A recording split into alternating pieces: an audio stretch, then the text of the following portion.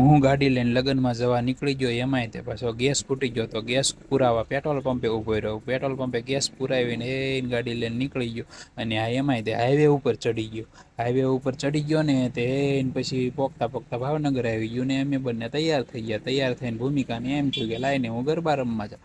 તો ભૂમિકા પાછી ગરબા રમવા ગઈ, ગરબા રમતા રમતા બચા પાલટી ખાવા બેહી ગઈ. ખાતા ખાતા ગરમા ગરમ ઢોસા બનતા હતા ને જો કેવા બને છે ઢોસા ને, એમાંય તે ધારુને ભૂખ લાગી, ધારુય દાંત કાઢતા કાઢતા ખાવા માંડી.